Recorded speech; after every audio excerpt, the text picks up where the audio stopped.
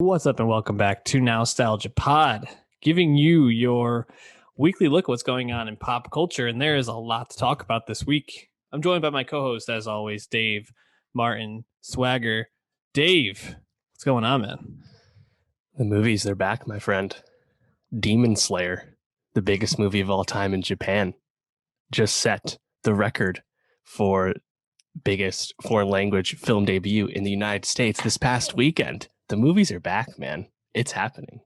Yeah, and we're going to be talking, I think, a little bit more about how the movies are back next week when we do our 2022 Oscars preview. So definitely hit that subscribe if you're watching on youtube.com/nostalgiapod or listening on any platform. Probably go to soundcloud.com/nostalgiapod to find the best way to listen for your earballs.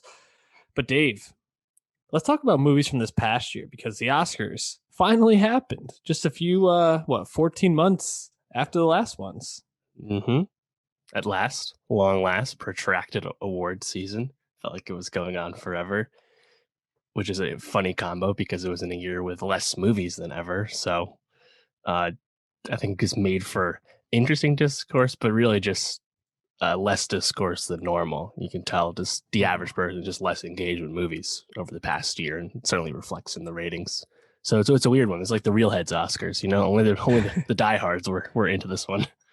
I will say I was pretty into this. And I was into it for a couple of reasons. First of all, I don't think usually we know, or the person who kind of is like the director of the Oscars is like super well known. But this year was Steven Soderbergh, who has two awesome movies coming out this year that I can't wait to talk about. Probably will be mentioning those next week, or at least one of those next week. And he made quite a few changes. He took the music out of the show, the music performances, moved it to the pre-show. I did not watch the pre-show. I don't know if you did. Negative. Yeah, not worth it from what That's I heard. Fine. Don't need to see the song performances. You can listen to them if you want. Exactly. Good choice. Pretty much Her was nominated, so we knew she was winning. So whatever. That's his life. Her wins. But, and it was moved to the Union Station. And it's usually at the Dolby Theater, but this year, correct. Yeah, yes. It was held at Union Station, pared down. No Zoom allowed booths, as well. Which actually I think made for a pretty cool experience, and it was filmed like a movie. I mean, that opening scene with Regina King walking through Union Station with, like, I don't know if it was supposed to be like the Black Keys type sound behind them, but a very Steven Soderbergh type rock song. As the credits were going up of like who you'd be seeing later in the evening. Yeah, and I was nice touch. Fuck yeah, let's do this. And then the broadcast started. And Dave, how did you feel about the telecast? Yeah, I mean, overall, I'm positive on it. I think there's things that work, things that didn't work, pros and cons. But overall, I liked it. In general, I liked the attempt to be different with it. I think this is also a great year to do that, where no matter how hard you try, you're not going to convince people that don't like the Oscars to watch it this year of all years, right? So just do what you want, really. And as a result, you got longer speeches, which I'm totally fine with. Yeah, sometimes the speeches aren't that great, but sometimes it leads to better moments, and we can get into some of those later. And at the end of the day, I think we're watching this to watch people win and talk about their win or what makes them happy and all that. So I think that's kind of the whole point, and no one gets played off now. That's great. And like the lack of Zoom was a nice choice. I think, the satellite locations where people were allowed to be, they couldn't make it to LA. I think all that worked pretty well. On the other hand, maybe the lack of a host this year was more apparent in certain moments in terms of like transitions and whatnot. Like in the beginning, Regina King kind of capping it off with or starting it off with a like a speech and whatnot, and then going through an award or two later on. Like Riz Ahmed do the same thing. Those felt like well handled moments and stuff, but especially I think the quickly becoming infamous finale to this telecast would have been well served if there had been a host present. But yeah, I mean, for the most part, it was giving me what I wanted. So yeah, I'm not critical of it. I do think the telecast could have used a few more like bits to it as well. We really only got the music trivia segment, near the end of the show, which was also like right before the in memoriam, which I thought was kind of a strange choice to like go from this like the Yeah. one moment of levity to like then this really heavy moment that also felt a little bit rushed. Um, maybe, and I think that's also where a host would have been welcome. Would have, I think, balanced out some of those moments of levity with a show that was obviously going to be a little harder given the circumstances of the year. Um, I also I liked how it was really this homage to like a love letter almost to Hollywood and making these movies, giving these people who are not really seeing actual moments on TV, like actually showing some of the behind the scenes people, the producers, the makeup artists getting um, like I feel like a real shout out rather than just kind of like a 2 second shot and then it quickly played off. However, I gotta say, between Joaquin Phoenix and Laura Dern, there has to be an in between those two presenters because Laura Dern just vamped and just like thanked every single person for being good at acting who was nominated. I was like, Laura, we get it. They're all nominated for a fucking Oscar. Like, just move on. We know they're good, man. And then Joaquin Phoenix was just like, yeah, he's not here. See ya, and close down the show. Right. Yeah. Tough. Yeah. Yeah. Other thing that I think quickly became a talking point was the, for the most part, lack of clips before awards and stuff. You got clips before animated feature and you got clips before songs, funny enough. But, and then you got it for Best Picture, of course, which I think they did those well because they actually did actual scenes for each Best Picture nominee versus like a trailer cut. I think it's much better to just do a quick scene.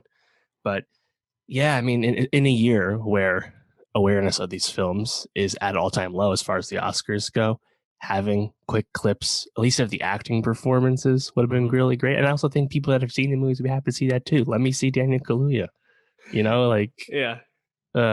No, I completely agree. And when we did get those clips near the end, we get for the best picture, we got I think like a minute of each. You get the Kaluuya scene inside the church. I am a revolutionary. Like get you all jazzed up. Very odd choice by Promise a Young Woman. Yeah, Promise a Young Woman to do the scene where she spits in his coffee and he drinks it and asks her out. I was like, oh, tough look for our guy Bo Burnham. Also, wanted to just say best international film actually showing the ending of uh another round. I just was like, what the hell? Like it's like the moment of the movie and they just put it out there. Interesting choice. Yeah, totally.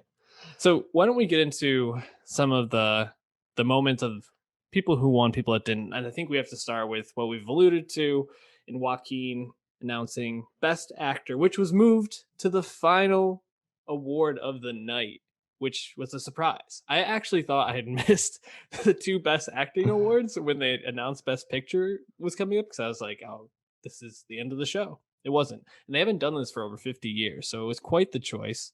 Really banking, I think, on a Chadwick Boseman win, emotional speech to end the show, go out on this right note. Boy, did that not pay off. Because Anthony Hopkins won for the father, and Joaquin Phoenix said, up, dude's not here, show's over, go home. Okay. What do you think, Dave? Where were you at with it? Yeah, definitely an interesting choice, especially given how it went down. I was surprised to see Chadwick not win because, as we said last week in our predictions episode, which you should have caught at youtube.com/nostalgiapod, Chadwick won the SAG and the Globe and the Critics' Choice. Hopkins had only won the BAFTA.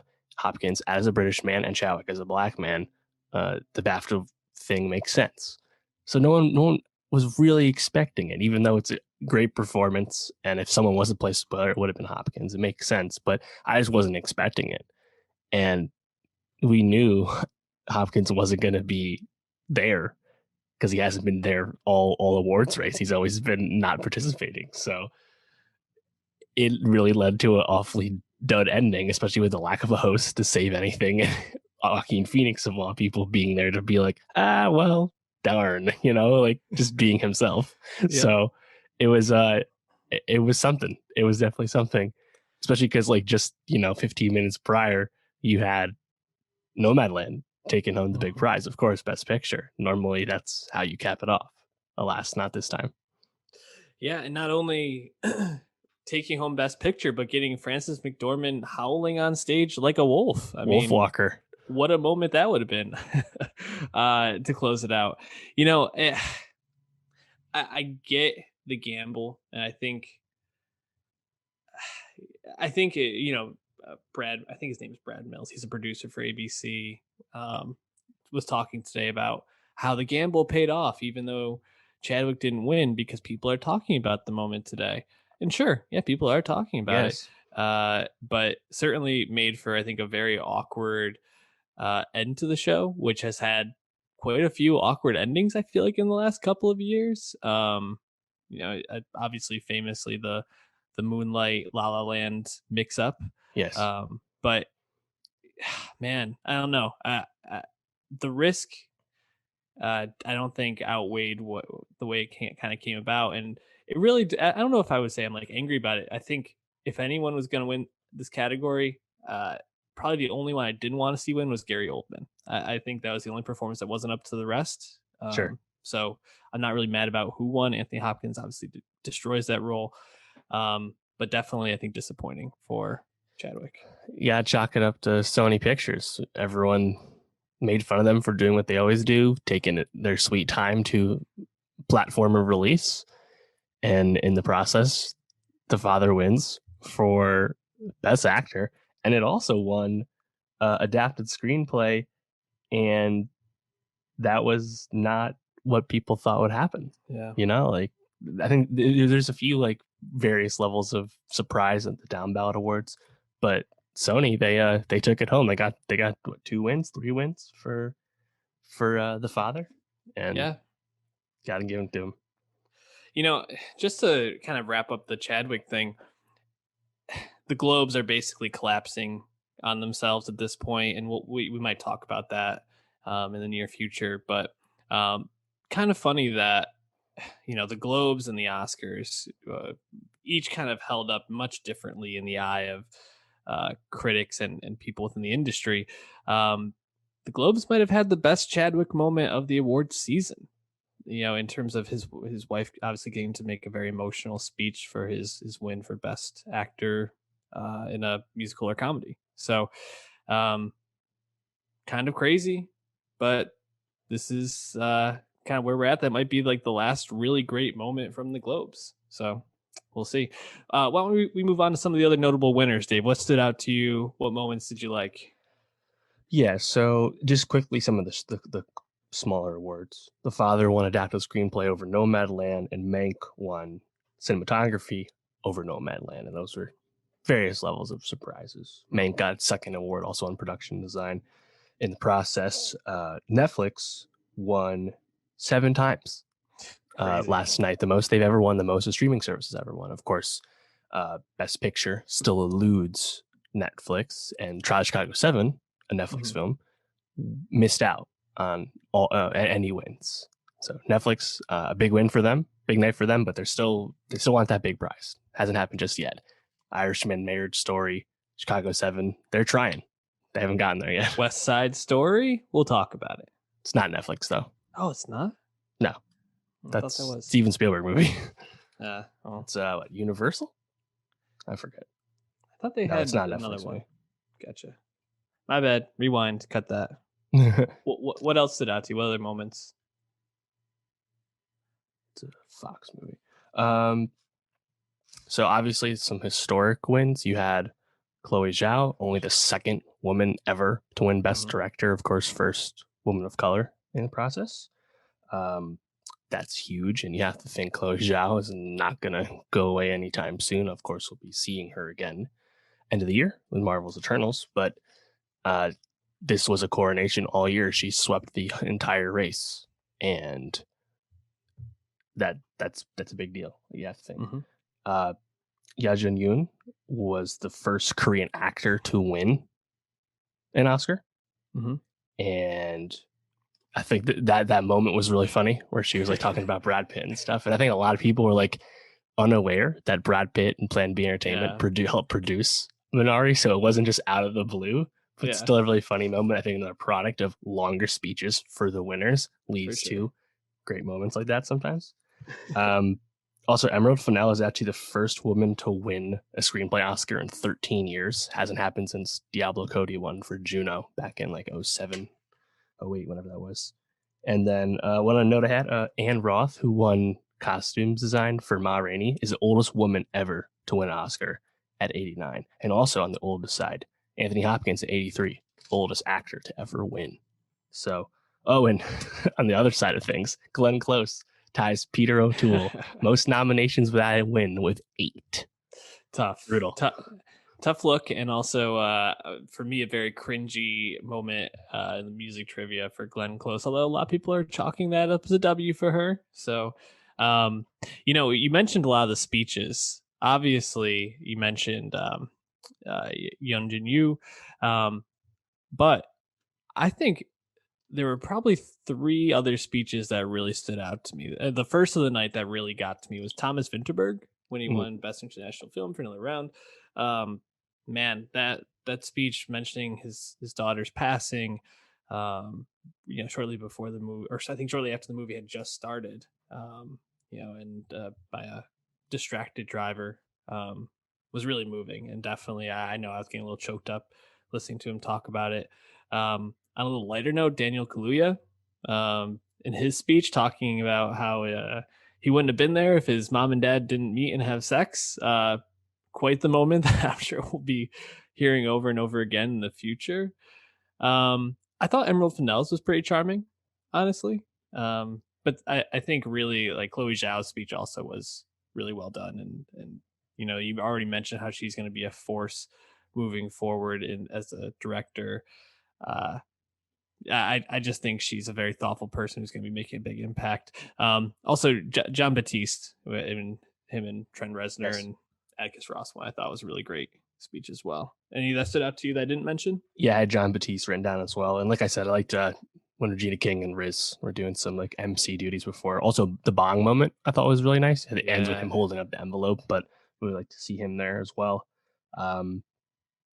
Speaking of Vinterberg, we just had news today that Another Round remake with Leonardo DiCaprio, English language remake, is set the jet as of today, with Vinterberg obviously producing that. He was, leading the sale of that. And I think he was really excited to have this kind of story reach larger audiences thanks to someone like DiCaprio being attached. So that's kind of cool. For sure. Definitely feels that there's more meat on that bone. So that's cool. Yeah. I mean, any last thoughts?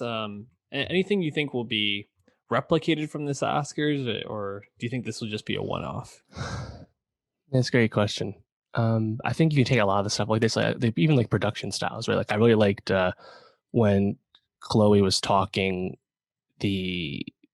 one of the first times she was up there, not for Best Picture, and the way they shot it, where it was in focus on her, like to the side, and you see the audience out of focus. I was like, that's just not like a way they would shoot the Oscars in the past. That's just kind of Soderbergh being in his bag a little bit there.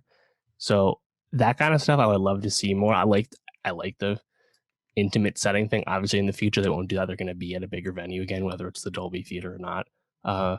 But I'm totally cool with experimenting with switching up the order, losing song. Like there are plenty of things that are cool with this. Longer speeches, you know, and I think there's tweaks you can make. I think this is definitely a lot of good data and learning experiences here for ABC and the everyone to take away. So remains to be seen how big the Oscars are next year, when you assume most of the field has just been more broadly seen because people are going back to the movies again. So if it was their year to try stuff, this was the year to do it.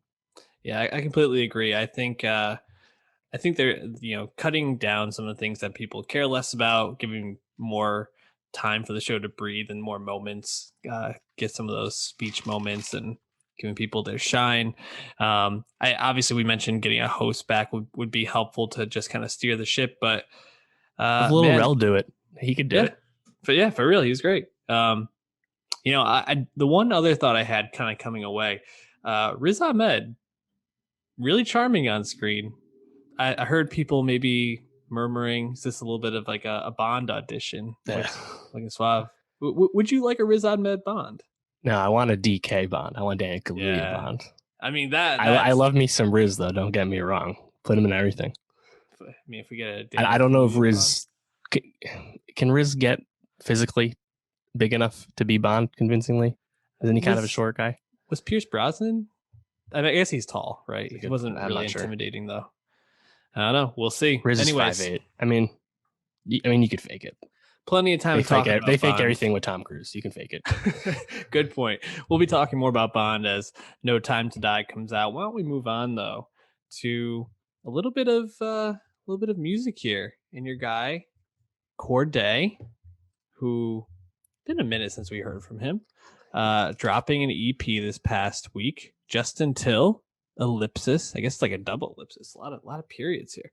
Yeah, and just a quick 4-minute or 4-song, teaser, only running about 11 minutes.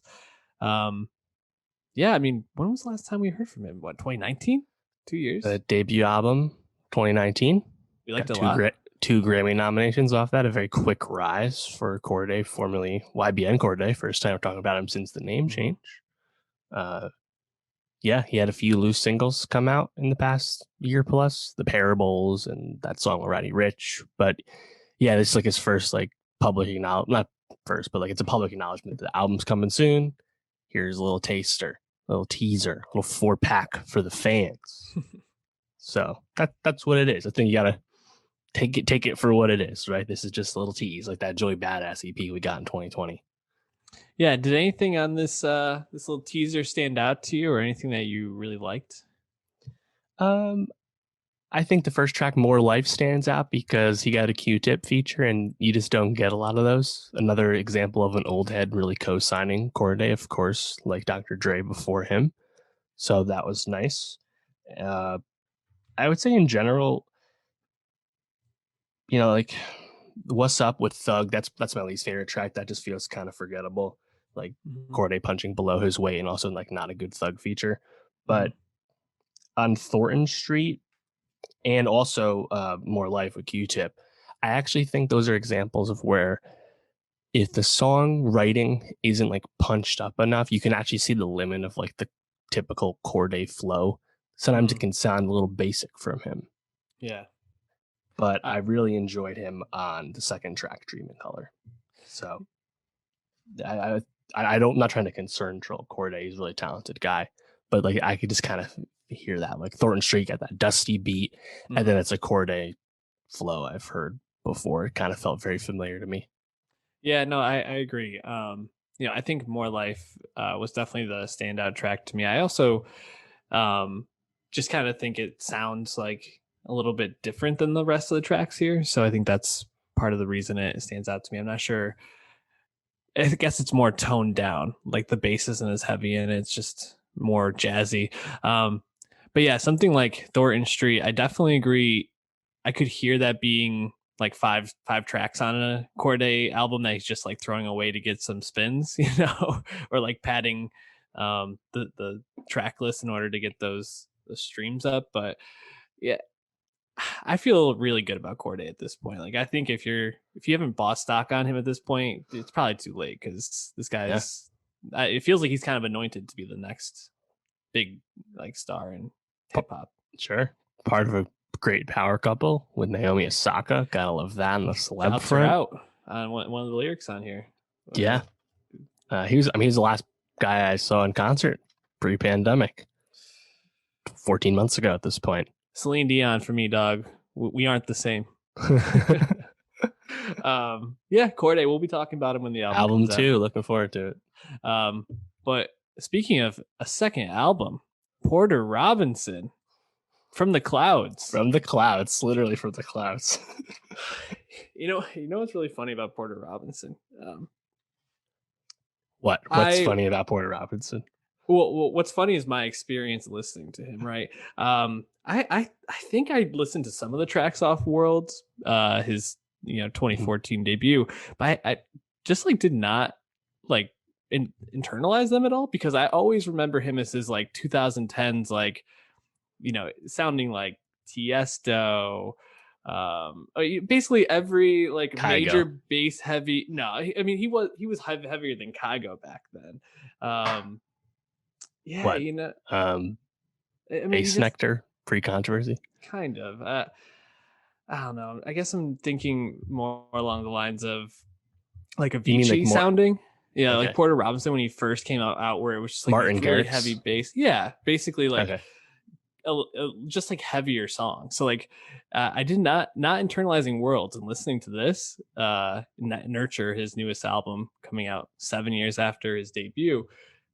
I just was like, this is a total 180 from this guy. But obviously, there's more of a transition going back. I gave Worlds a spin, at least a couple of the tracks off it, and mm-hmm. it's a pretty natural progression where he's at with this. And he seems just like a very thoughtful artist at this point, and that in reading about his struggle over the last 7 years to make music that felt meaningful, that I think this makes a lot of sense what I'm saying, because he kind of took the music he was making back in the early 2010s that gained him a lot of fame and notoriety within the EDM world, and he pretty much like rejected it and said like, this is too formulaic, this is not fun, and it's not creative to me. And he's gone a totally different direction, and Nurture is certainly a different direction. Did you like it, Dave? I did like it. I definitely liked it a lot more than the World stuff. I went back and listened to some of those big hits like Goodbye to a World and Sad Machine, and like, yeah, it just sounded like generic 2010s EDM to me. Makes sense. I didn't really recall it. And you flash forward the Nurture, Porter taking a long layoff, blowing up at a very young age, so taking a lot of time to grow, I guess. And getting to this, and it's like he's playing piano. He was arranging this whole thing. He's singing on it. Those are all his vocals. He'd pitch up his vocals to make him sound like feminine if he needed to, but like I was impressed with the product, because I was like, this is not what I expect from someone who I just kind of had previously looked off as just, another one of the DJs that all sound the same to me. Yeah. And it's actually really funny to see like he actually made a second album, because a lot of those DJs that you think of like that, a lot of times they don't even make albums. Like I was actually looking like Martin Garrix. He's been the DJ Mag, top 5 ever since he debuted, like the last like 7 years. He's been in that top 5, number 1 many times. He doesn't have a debut album, and like criticisms that list aside, like it's kind of, the EDM world is interesting in that regard, right? So you don't need to actually make lots of like studio records, because you're going to play clubs and you're just going to remix and do live sets and play other people's shit, Yeah. So it was actually kind of cool to like read the press from Porter about his like long process making this. And this album was supposed to come out in September, delayed. He had his live show. What was it? A big Midnight Sky last year that I think he just recently did this past weekend as well. And definitely seems to have like a section of fandom that's crossed over with him into this new realm. And I mean, again, not like a huge EDM person in terms of like keeping up with it, but some like the early singles, like Look Up at the Sky, like that doesn't sound like 2010s EDM to me. That sounds like Owl City, if anything, it's like definitely different. Yeah, no, Owl City, Passion Pit. It feels even like some early MGMT a little bit, I think, is a good comparison. But yeah, just to see where he came from, one of the songs I was thinking of, his first like big hit in 2010 with Say My Name. That is so 2010 like EDM. It's loop. Exactly. And just like the drop, the bass, it's all very like, of that time. And yeah, listening to this is a very like sweet but like melancholy at times album. And really like kind of puts you through it. It still has some of the like Porter, I think, staples of being like chopped and kind of like disjointed at parts, but like intentionally to like kind of perk you up or throw you off like the natural like rhythm of the song to like disorient you. But I think there's a lot of really like interesting moments in here, and probably the track that stands out most to me is the longest one on here, Wind Tempos. I think that's just like a really beautiful song. It just like really takes me into this like weird place in my head, right, where I'm just like, how long is this song? At one moment it feels like it's going on forever, and another feels like it's like over very quickly, and the lyrics don't really make sense, but it's still very like interesting. I don't know. I really dug that one. That's so funny. On my notes, I wrote wind tempo's meh. Hey, different strokes for different folks. We already established we're not the same here today. What were the tracks that stood out to you? Yeah, I think it's really because I was really high on Look at the Sky. Like, and because that's the second song on the album I hadn't heard as a single, it just kind of like took me by surprise. And wind tempos, I think, is just a little softer, a little quieter, relatively speaking. So, fair. Also, I should correct myself. His live event's called Secret Sky, not Midnight Sky. Midnight Sky is the Netflix movie with George Clooney. Not nominated for the Oscar. No. I liked his production on Dull Scythe. He's really like jamming out on the beat pad. It kind of reminded me of Kanye when he would play Runaway live, where he would like bum bum bum bum, you know, before he would actually do the iconic keys, you know. Oh man, bringing me back here at these moments. Yeah, you know, I think there's a couple of really like interesting moments on here. Musician is pretty autobiographical. Another single. But I think a standout. This one is very passion pity to me. Like, you know, like the quick synths, the quick drum kit, but very just like upbeat, like you're in like a video game almost at times. Dude, for the first track, Lifelike, I wrote reminds me of Zelda. Yeah. Oh, dude, that's a good one. Yeah. You know, I was thinking like this kind of feels like adult like Roblox music almost. I don't know if you've ever played that, like those games. Yeah, I know this, yeah. Just like it feels like you're in that kind of world, but it's also like real nice. And like the first track, Lifelike, such a nice like string section to begin it. Really like unexpected way to start the album, but builds really nicely off that. I don't know, any other moments or songs that stood out to you? Yeah, I mean, like I said, Look Out the Sky, just like that like pulsing bass, but it's like really like horn heavy, you know. It's like it just feels different than what I expect from someone as mainstream as he is. Should note that song Look at the Sky got all the way up to 43 on Billboard Hot 100 back in February. It's been pushed to the radio, so I wonder if they'll get a boost here. But either way, that's no small feat, I think, to like chart when you're not like, you know, DJ Snake or something. So yeah, especially because again, like, Porter Robinson, not exactly been around in a mainstream way. You know, like obviously his hardcore fans were really into Secret Sky last year, but it seems like he kind of just went away for the most part in the lead up to this album recording. Yeah, you know, it's interesting because Shelter with Maddie on, probably his biggest like commercial success, came out 2 years after Worlds, and haven't really seen him do anything like super like commercial since then. I mean, Maddie on, I guess, is not super well known, but I feel like well enough in the EDM circle where, you know, it's two big names. But yeah, I think this is just kind of looking at some of the streaming numbers coming along with some of these singles to start. It seems like he's doing pretty well here. And I mean, you spoke to this point already, but I think we really give a lot of credit to EDM artists that are trying to like do something or say something that's beyond the conventions, because it feels pretty, I won't want to say easy, but there definitely is a formula, and he speaks to this. And this is like a real album. Like he's talking about shit. He's really like going into his experience with depression and anxiety over the last 7 years. So, and he did everything himself. Amazing. Yeah. So definitely give it a listen. Nurture. We co-sign it. I'm sure Porter Robson's going to be very excited to hear positive review from us. But Dave, why don't we move on to something we're also excited about? And we called it Master of None Season 3. We back. Go check that out. You know, actually, right before we recorded on Monday the 26th, Aziz on his social media dropped first trailer for Master of None. I believe he also gave a date, which I don't. May 23rd, a Sunday. Well, it's Netflix, so whenever you want to watch it, it'll be there after May 23rd. But yeah, you know, the interesting thing about this trailer, not a lot of Aziz in here. Seems like it's really following Lena Waithe. Right. So the reporting leading up to Master of None returning for a season 3 after 4 years off the air was that we're getting five episodes Lena Waithe is the star and Aziz directed. They wrote everything together, but this seems to be solely focusing on Lena Waithe's character Denise, as well as seemingly her relationship with a new character played by Naomi Ackie. Yeah. And got the trailer, got the release date now.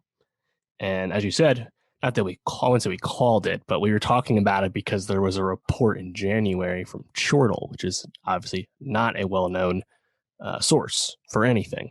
But they had this before everyone else, so kudos to them. And I just tip my hat to Netflix and Lena Waithe and Aziz and Alan Yang, because no one knew of the blessed thing about them actually making this. There was speculation, just because there was always speculation about the show. It was a popular show, but like no one knew they made the show. And if people knew, no one leaked it. And that's just increasingly uncommon. So that's really cool. Definitely really cool. And also getting Naomi Ackie, really cool. You know, we liked her from The End of the Fucking World, the second season. We were excited to see her in Star Wars: The Rise of Skywalker. Yeah. A bit disappointed by her. Saw her for a second or two. Yeah, her showing in that. But, you know, exciting to have some, you know, up and coming young talent in here. It's interesting reading the comments under Aziz's social media posts. Everybody's like, oh, I want to see what happened with Devin, Francesca. You know, that ending to season 2 really left me a limb here. I need to know what happened. I don't think those people really understand what Master of None's going for. Because right. While certainly the show had some conventions in terms of, you know, following like a traditional love story, you know, will they, won't they kind of thing between Dev and Francesca, the show has always been about telling these unconventional modern love stories. And I think following Denise and, you know, her story, I'm forgetting the name of the Thanksgiving episode with her. It was called Thanksgiving. Family. Thanksgiving. There you go. Where they won the Emmy. Yeah. That's where the show is at its best, when it's doing things like that are these, you know, exploring these stories in interesting ways that we don't typically see on television. Mm-hmm. And yeah, Lena Waithe, I mean, she gets all the credit for being one of the main forces in pushing the show in a more creative direction, telling more interesting stories in season 2. I'm all in on this. Give me the Denise story. I want to see more. I mean, you see Devin in the trailer, so he's obviously going to be there, but I'm ready to follow Denise and her story. How do you feel about that choice? Yeah, it sounds cool. I mean, obviously, I would love to see Aziz just be in things, so would love to get more of that. It's funny, before the trailer came out, before this was teased, all the reporting said that it was being called Master of None Presents Moments in Love, which at the time I was like, oh, maybe they're not going to call it season 3 and leave that open, and then as season 3 happens, you might get Dev coming back, and some of the other guys coming back. But now I think they are calling it season 3. Like, you go on the Netflix YouTube channel, it's called Master of None season 3 trailer. So it's like, oh, okay, so this is it. But either way, I mean, yeah, the show went on quite the, you know, arc when it changed from season 1 to season 2. So I'm not surprised to see this again. And it, you know, creatively, it's probably what they wanted to do. You know, Aziz is directing and writing and not acting. Okay. He probably was an active participant in making that decision. So let's just evaluate it for what it is. Yeah, and, you know, we haven't really seen a lot of Aziz doing stuff. We talked about his comedy special after allegations of sexual abuse. So check that out. Misconduct. But yeah, I think he probably wants to be a little bit more behind the scenes right now. And I think that's okay. You know, let him be creative in the way he wants to be creative. And Lena Waithe, certainly not a bad second choice to be leading the season. So we're all in on it. It's also coming out right at the end of the Emmy window. And I think it's notable because the first, you know, 4 months so far, 2021, a little softer as far as new releases and TV is going. Understandable, just because I think the pipeline just dried up. There was basically no shows left that were finished, you know, after like Bridgerton and like Lupin, you know, like there wasn't a whole lot left. Everything, they're kind of just waiting to make stuff again, you know. So the fact that they get to sneak this in, you know, who knows? Maybe this becomes a big Emmy darling for Netflix. That's not a bad observation. We'll keep track of it. Why don't we shift gears though to Disney Plus, where Falcon and the Winter Soldier wrapped up? And Dave, do you think this is going to be an Emmy darling for Disney Plus? I certainly hope not. Oh, I think after WandaVision, I don't think this is going to be the Marvel show that wins them awards. Right. Loki, of course, will be coming out after the Emmy cutoff. But Can't wait for Loki. Yeah, generally excited for that. It's a very nice trailer. But Falcon the Winter Soldier, 6-episode season, and we had concerns after the first episode, and those concerns were realized, unfortunately. And I was pretty disappointed with the season overall. There's definitely things I like, but it had a lot of the things I had feared, unfortunately. Not that it wasn't entertaining. Even like moment to moment, for the most part, I was having a good time with it. But just like, there's just so much that just kind of falls apart when you really examine this season of TV, which is unfortunate. Yeah. It was fun to see Anthony Mackie and Sebastian Stan get to like basically being like a buddy cop for a couple episodes. Right. And I think some of the action stuff was good. You know, with Marvel, most of the time it's pretty good at this point. I don't know how I felt about the I mean, the power broker thing, I think we'll talk about, just like kind of bizarre. I don't know if I'm totally understanding that. And also the villains of the season. I think the Flag Smashers. I think I struggled Carly. with a little bit. Yeah, Carly. Oh, I mean, I incredibly struggle with them. That's a big point. And the thing is, I don't know if it's performance based. It's more so just I thought Aaron Kellyman was fine. I think it's just like conceptualized not to the fullest. And yeah, I think it really falls apart with the final episode, unfortunately, where it really just kind of devolves into what the worst Marvel movies always devolve into, which is just like punching your way out of things, and you get a really goody speech from Sam to congressmen in front of a large crowd, and I asked, like, this is really on the nose, and then it wrapped up. So tell me what you didn't like. What were your problems with the season? Yeah, so there's a lot of stuff, right? I think so. We talked about after the first episode that didn't exactly have a lot of confidence that Marvel would tackle the race angle in a meaningful way, namely a black man, Sam Wilson, Anthony Mackie's character, taking on the mantle of Captain America after Steve gave him the shield. People understand, symbolism of that and why that would be a difficult thing. However, the show is like 20% about Sam. So there's just not a lot of time for this. I think the Isaiah Bradley stuff had a lot of potential, but even that, like at the end when he goes to the museum and Sam's like, see, I put the statue in here so people won't forget your sacrifice there, old timer. And he's like really jazzed about it. But like a few episodes ago, that guy had like borderline PTSD and was like really like paranoid and distrustful. Yeah. So that just felt like it was kind of hand waved to me. And in general, I just felt like they didn't do the work to like really establish this beyond like Sam having a few lines here and there. Because again, it's barely about Sam.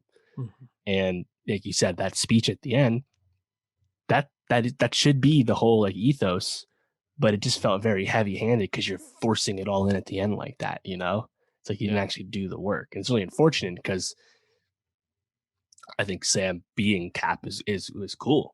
It's a good result. He's certainly a better choice than Bucky. And obviously the whole angle of a black man being Captain America is very interesting to explore and should be explored, especially nowadays, right?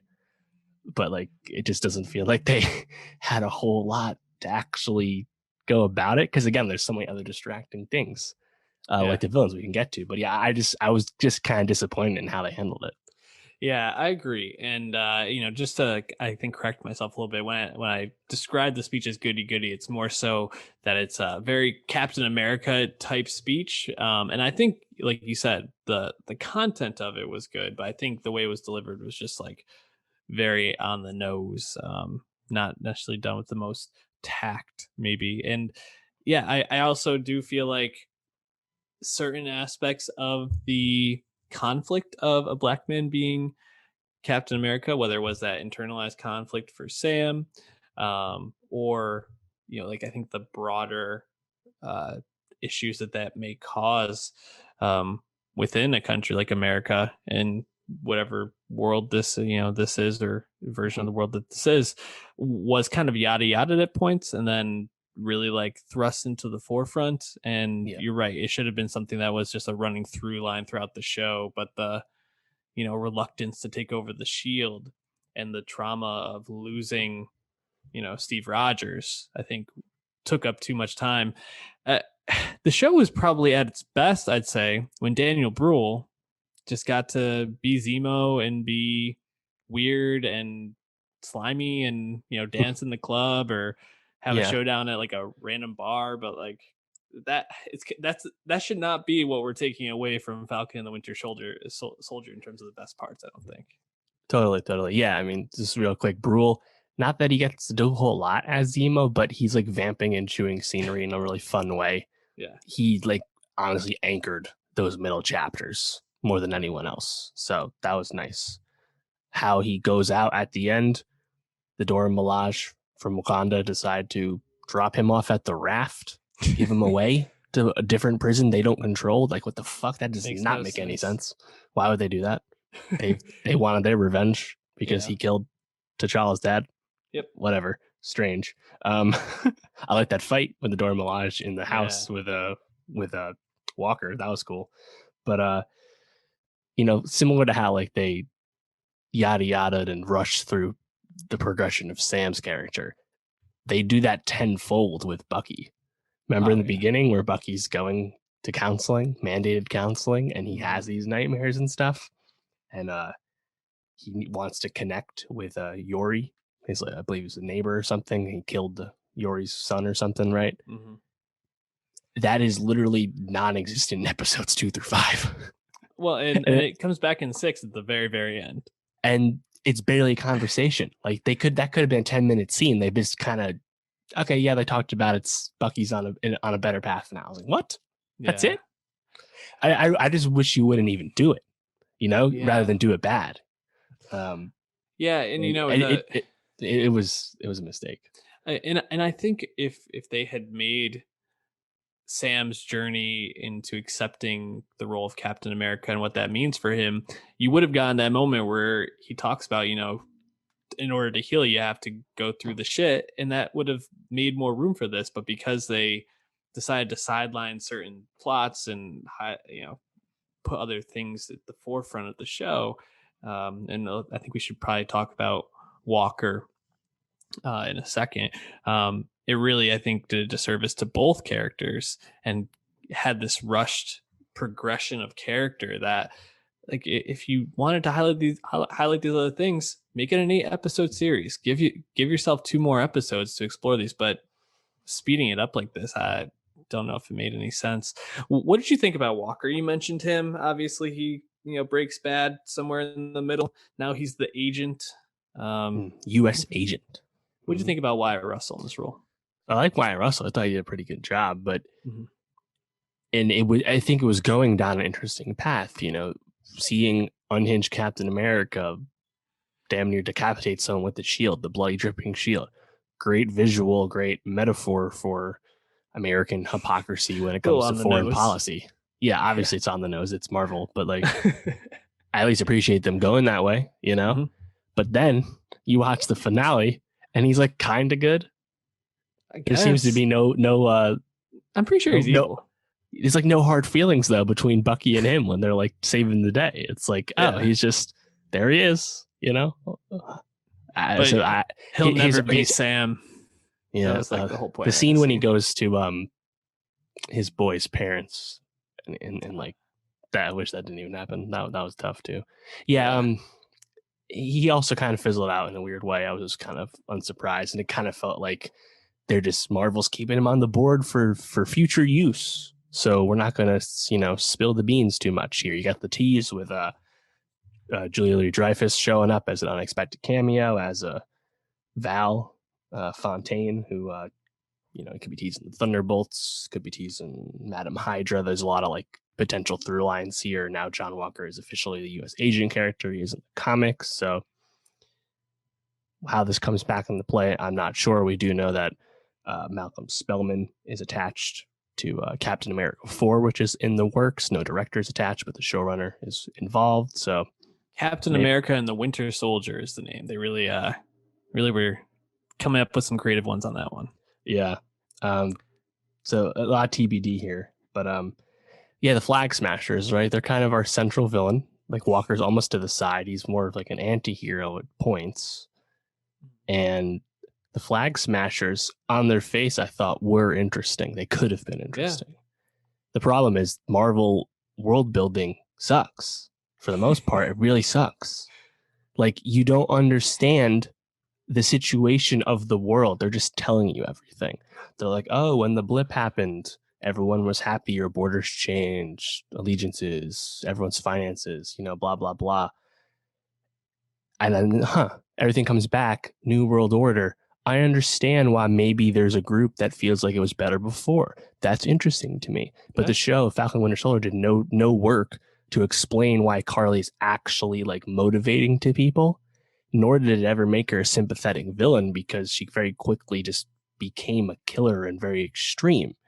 And you're like, your plan is to actually improve the world and save people's lives and make everything better, but you're just gonna kill people and like become like a terrorist and stuff. Like it, and also Sam's fascination with defending her. Like, I just felt like they skipped a lot of steps with this, and they really didn't make any sense at the end. Like, it felt like a huge missed opportunity. Yeah, I think you said it really well. Again, I thought Erin Kellyman as Carly was still pretty good, but what she was given to work with was just confusing, and there's a lot there to explore. I am very interested in like understanding the world during the blip, in a sense, like knowing more about it. But they just won't go there. They just like mention these things, but they won't actually show it. Marvel's like only character. They only can do character, it feels like, Yeah, it's I don't know why that's so tough for them either. But yeah, no, I think there was definitely a lot there. It's also just kind of weird that Sharon Carter just all of a sudden is like one of the biggest like bads in Marvel. Like, what? But she was blipped, but she all of a sudden has this power. Like, what? Oh, like, was she blipped? I didn't even catch that. I thought they mentioned that she was. Maybe I don't know. Maybe I missed that. I was happy to see her. Right? Like, oh, cool. Yeah. Bring back Zemo. Bring back Sharon. Why not? I don't care. Again, I already wasn't super jazzed to do more Bucky and Sam shit. So by all means, bring the band back together. I don't care. Yeah. But and obviously it made sense by the end. She had to be the power broker. Like, who else could it have been? It could have been what? JLD. It could have been someone we haven't seen. Like, I didn't feel like there were any other good options at this point. Right. But it is kind of strange that she's just kind of like, fuck the U.S. government. I used to be in the fucking surveillance state, and now I'm the exact opposite. It's like, I mean, okay, fine. But like, and if they want to take it down to a more interesting path down the road, totally open to it, of course. But that actually kind of leads me to like the speculation about this season, which is totally unsourced, but it's just kind of heavily rumored right now, that there was a central like virus plot line involving the power broker, involving the Flag Smashers, involving Madripoor, and that was just cut due to obvious reasons. And there's like kind of evidence. You can like look at YouTubers, they can kind of like point this out to you, like evidence of where it was cut around and kind of referenced and stuff. Like Carly acknowledges vaccines at one point. Like, don't know how real it is, but it did feel like the Madripoor stuff, a lot of the middle stuff with Sharon, it did feel like kind of like uneven, like almost out of place. And I guess you have to wonder, like, what would this season of TV have looked like, totally unencumbered from both COVID production delays, but also COVID changing your narrative. Right. Yeah, no, I think that's certainly interesting. I don't know if I would have saved it, but it might have been a little more interesting. I don't know.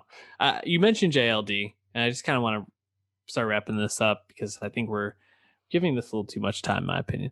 JLD shows up playing Valentina Allegra DeFontaine. Yeah. Basically like an evil Nick Fury type character, it seems like. Sure.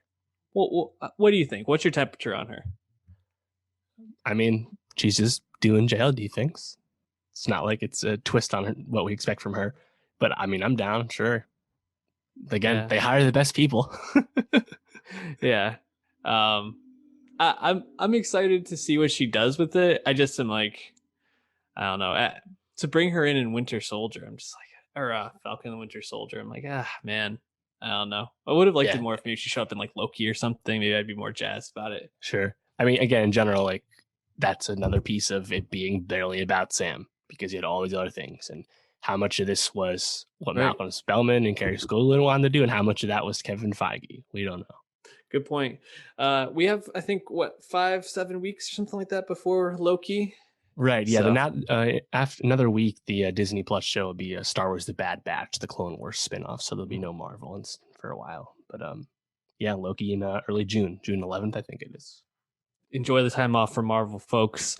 Let's switch gears to another streaming service. Netflix dropping a new movie this weekend, Stowaway. Written and directed by Joe Penna. My guy. I saw his last movie, Arctic. Yes. Very good. Gotcha. Well, check out Arctic. Mads Mikkelsen survives the Arctic by himself. It's well done. Good movie. Interesting. It actually sounds pretty good. Yeah, and this is a very, it sounds like the Mikkelsen movie is a pretty solo-ish movie, very like it is one person, and this is 4 people and 4 pretty big stars. I mean, I guess Shamir Anderson, probably lesser known, but Anna Kendrick, Daniel Day Kim, and Toni Collette, pretty well known people. And this is a very interesting movie because it really makes you think and put yourself in the situation of these 4 astronauts who, or I guess 3 astronauts who go to space, find that there's a stowaway, someone that was in the ship, unknowing to them. And because they had only planned for 3 people to do this 2-year journey, and now they have a 4th person, they're going to run out of oxygen very quickly, and they need to figure out how they're going to survive. Right. Pretty interesting plot, and I think really well acted for the most part. And maybe there's some scenes that weren't so well acted, but we'll talk about that. I don't know. Where were you at overall with this movie? Like, how were you feeling after watching it? Yeah, I really didn't know much about it going in. Obviously, the title suggests at least a piece of it. But I was, on one hand, I was struck by Anna Kendrick doing something a little different speed for her. You know, I actually think between this and Simple Favor and Love Life, she's kind of finding her footing again after like really exploding in the early 2010s, and then kind of just really doing anything she could for a bag for a while. Like, remember how many commercials she was in? Anna Kendrick, whatever she wanted to do, whatever you wanted her to do, she would do it for money, seemed like. Yep. But I think there's a little difference for her. And I liked it. I thought the set design was pretty impressive. This was actually a Sony movie shot in 2019 that Sony sold to Netflix back in December for US and sold to Amazon Canada. And I think that kind of shows it didn't feel like a traditional, like stereotypical Netflix film. Like, it didn't actually like come across as cheap or anything. But I would say that there's details of the plot that are just kind of vague and confusing that get in the way of Stowaway being like a great sci-fi movie. But I think the set design, performances, overall premise are enough that it's, you know, pretty solid sci-fi. And you know, between this and The Midnight Sky, Netflix seems to have a nice little runway of these lately. Yeah, you know, this is a 80-minute movie, something like that.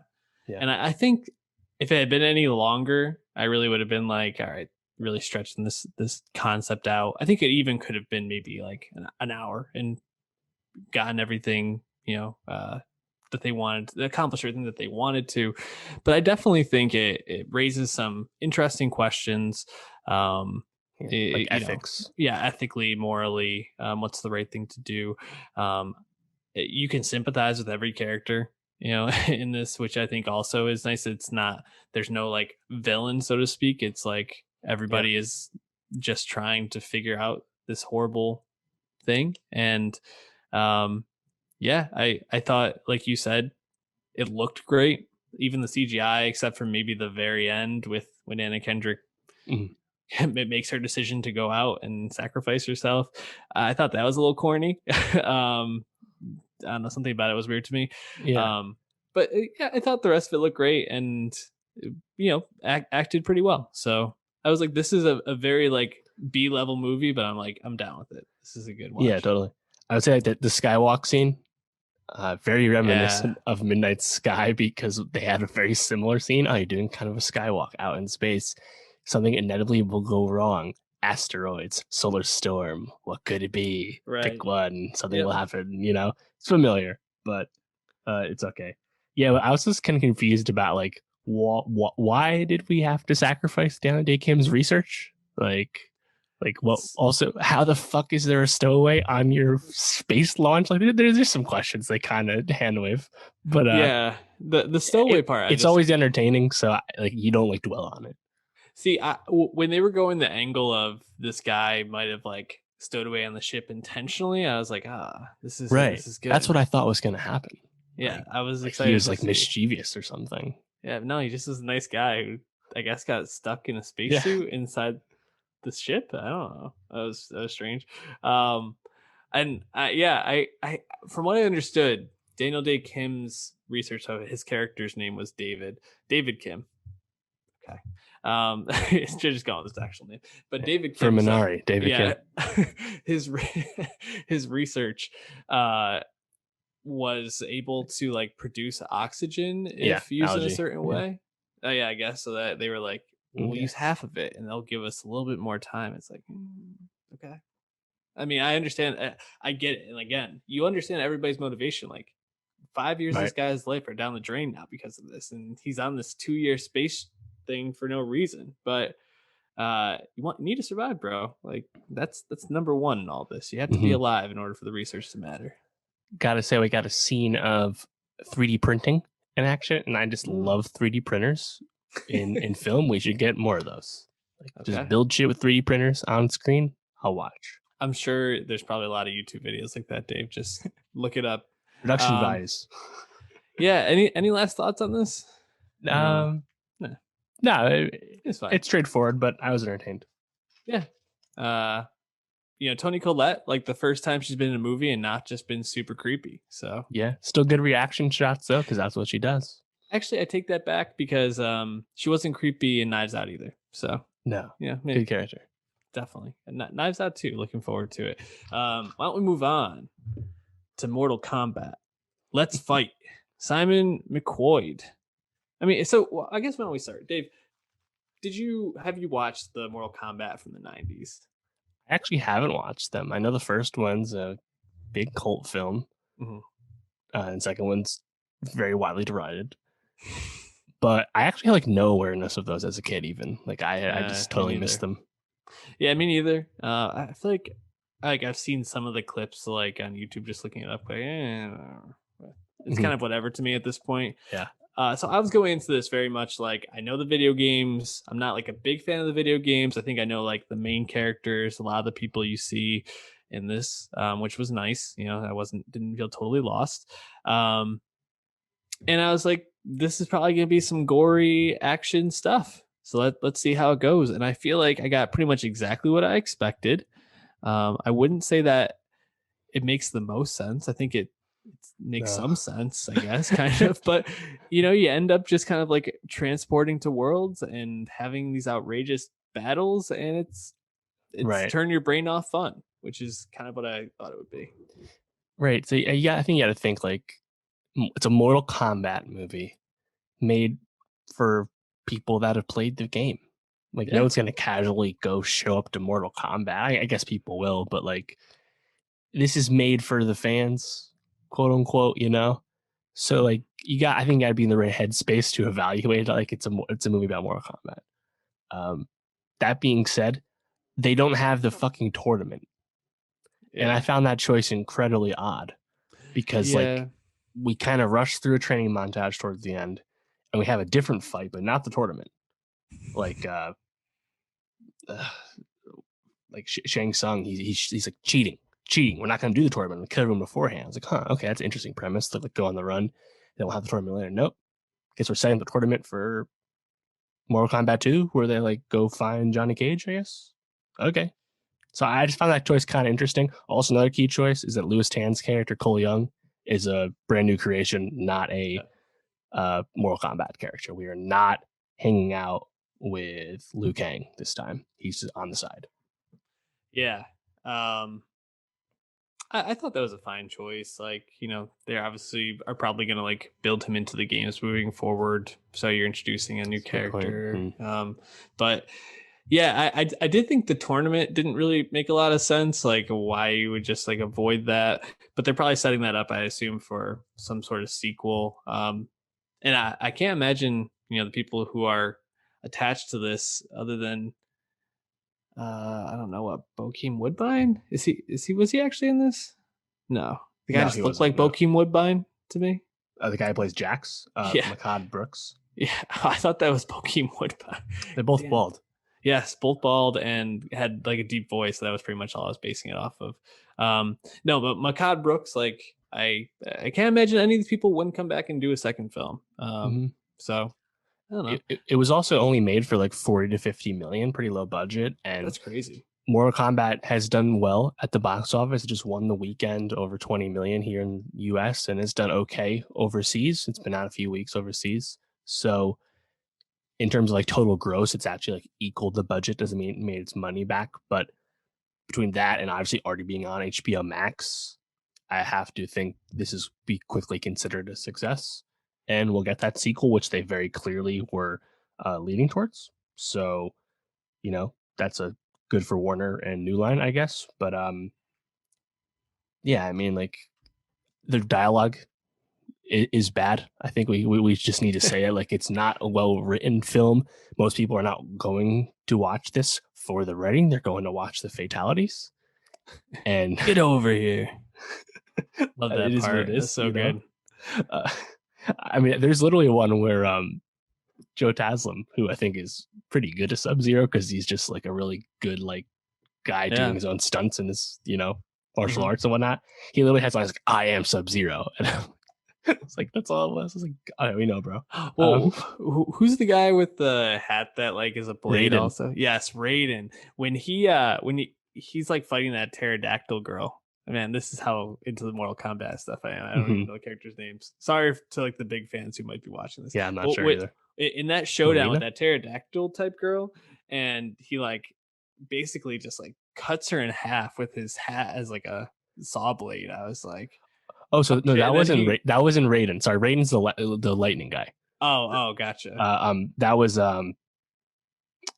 Shang Tsung. Yes, Shang Tsung. That guy. That's was it Shang Tsung? No. Yeah. No. That was Kung Lao. Kung Lao is the one who did his fatality with the spinning head. Yeah. Yeah. And that was amazing. Perfect. What he's like, perfect fatality or something like that. And I was like, yes, like this is all I really want. Like, just show me some cool deaths. Right. I like the prologue scene where you get a Scorpion being killed by Sub-Zero. Yeah. Really, just because Scorpion's played by Hiroki Sanada, who's like, a famous Japanese actor. He's in tons of shit. Like everyone recognizes him.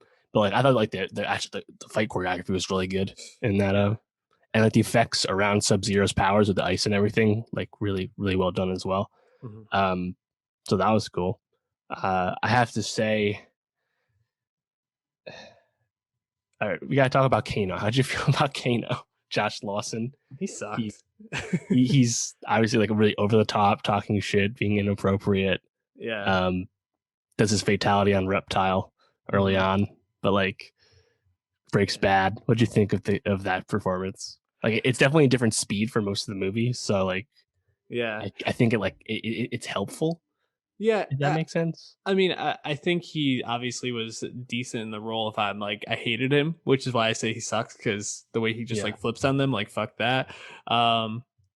But yeah, I don't know how good are any of these performances. I guess is like really like you mentioned. I think Hanzo Hasashi, who's Hiroki Sanada playing Scorpion, and then obviously Joe Taslim as Bihan Sub-Zero are like the two that you like watch and you're like, okay, this is like pretty good action stuff. But like beyond that, I mean, like that, no offense to Makad Brooks, but like when his arms get taken off and then like when he's like, these will do, and like is able to like use the iron hands, it's leaning into the corniness, Yeah, Jessica McNamee as Sonya Blade, I was like, okay. It's all pretty one note, which is like fine. Like I'm not watching this to be like, wow, what a performance. So I'm actually a big fan of Tadanobu Asano, who plays Raiden. He's also in a lot of stuff, another famous Japanese actor. I always distinctly remember him as the bad guy in 47 Ronin, which is a very bad Keanu Reeves movie, like for me, like 6-7 years ago. But he's like kind of more understated as Raiden, and it's kind of like hard to get the performance because his eyes obviously are like constantly, blurred out with the special effects. But yeah, man, I mean, it's a movie about people ripping out hearts, Yeah, I mean, it is what it is. It's gory, it's campy, but it's like fine. Like no one was going into this movie like, man, Mortal Kombat. Let's see if this can get a best picture dark horse here. Yeah. So similar to I think our like Godzilla versus Kong. It's like sometimes the movie just is what it is, and you just have to take it for that. So right. Well, we wrap up there, Dave. What we got next week? Next week, we'll be talking extensively about early 2022 Oscars predictions, many of such movies we talked about last year because they were supposed to come out in 2020. So we'll rehash and talk about a bunch of other new movies. There's a heavy dose of films coming out, which is going to make for a very exciting time for movie fans. Mm-hmm. Speaking of films, we'll also watch Without Remorse, the Tom Clancy movie on Amazon starring Michael B. Jordan. So love me some Michael B. Hell yeah. Actually, I've been looking forward to that movie. So watch that. Get your Oscar 2022 predictions ready, and we'll talk next week. Peace out.